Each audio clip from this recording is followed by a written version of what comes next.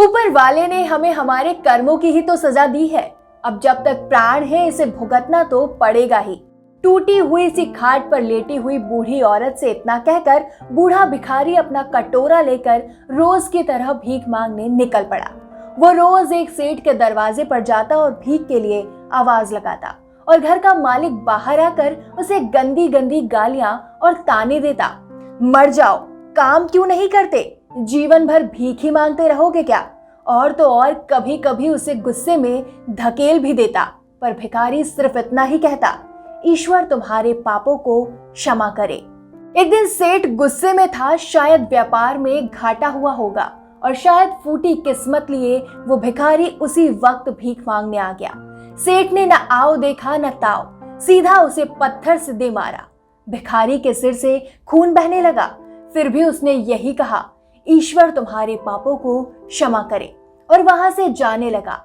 जब सेठ का गुस्सा थोड़ा कम हुआ तो वो सोचने लगा कि मैंने उसे पत्थर तक से मार दिया और उसने मुझे आज भी बस दुआ ही दी। इसके पीछे क्या रहस्य है ये जानना पड़ेगा। और वो भिखारी के पीछे चलने लगा। भिखारी जहां भी जाता सेठ उसके पीछे पीछे जाता। कहीं कोई उस भिखारी को कुछ भीख दे देता तो कहीं कोई उसे मारता, जलील करता, गालियां देता। पर भिखारी इतना ही कहता, ईश्वर तुम्हारे पापों को क्षमा करे। देखते ही देखते अंधेरा हो गया। भिखारी अपने घर लौट रहा था, सेठ भी उसके पीछे था।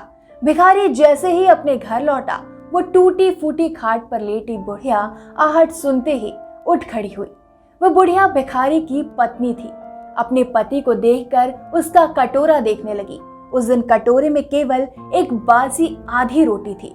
उसे देखते ही बुढ़िया बोली, बस इतना ही और कुछ नहीं, और ये आपका सिर कैसे फूट गया? बूढ़े भिखारी ने कहा, हाँ बस इतना ही है। किसी ने कुछ नहीं दिया, सबने गालियां दी, कुछ ने तो पत्थर भी मारे, इसलिए सर भी फूट गया। भिखारी ने फिर कहा, ये सब तो अपने ही पापों का परिणाम है।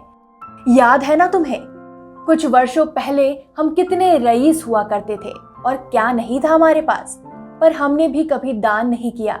याद है तुम्हें वो अंधा भिखारी? बुढ़िया की आंखों में आंसू आ गए। भिखारी ने कहा, कैसे हम उस अंधे भिखारी का मजाक उड़ाते थे, कैसे उसके लिए रोटियों की जगह खाली कागज रख देते थे, कैसे हम उसे जलील करते थे, कैसे हम उसे कभी मार भी देते थे। बुढ़िया ने कहा, हाँ सब याद है मुझे, कैसे मैंने भी उसे राह नहीं दिखाई और घर के बने नाले में गिरा दिया। वो जब भी रोटियां मांगता था तो मैंने बस उसे गालियां ही दी। एक बार तो उसका कटोरा तक फेंक दिया था। और वो अंधा भिखारी हमेशा कहता था कि तुम्हारे पापों का हिसाब ईश्वर करेंगे, मैं नहीं। आज उस भिखारी की बद्दुआ और हाय हमें ले डूबी। फिर भिखारी ने कहा, पर मैं किसी को बद्दुआ नहीं देता, चाहे मेरे साथ कितनी भी बदसलूकी क्यों ना हो जाए। मेरे लबों पर हमेशा दुआ ही रहती है। मैं नहीं चाहता कि कोई और इतने बुरे दिन देखे। मेरे साथ अन्याय करने वालों को भी मैं दुआ देता हूँ, क्योंकि उनको मालूम ही नहीं वो क्या पाप कर रहे हैं, जो सीधा ईश्वर देख रहा है। जो हम भुगत रहे हैं कोई और ना भुगते, इसलिए मेरे दिल से बस अपना हाल देखकर अब दुआ ही निकलती है। सेठ चुपके चुपके सब कुछ सुन रहा था। उसे अब सारी बात समझ आ गई थी। बूढ़े बुढ़िया ने आधी रोटी को मिल बांट कर खाया और सब प्रभु की महिमा है बोलकर सो गए। अगले दिन वो भिखारी सेठ के यहाँ भीख मांगने गया। सेठ ने पहले से ही उसके लिए रोटियां निकाल रखी थी और हल्की सी मुस्कान भरे स्वर में कहा, माफ करना बाबा, गलती हो गई मुझसे। भिखारी ने कहा, ईश्वर तुम्हारा भला करे, और वहां से चला गया।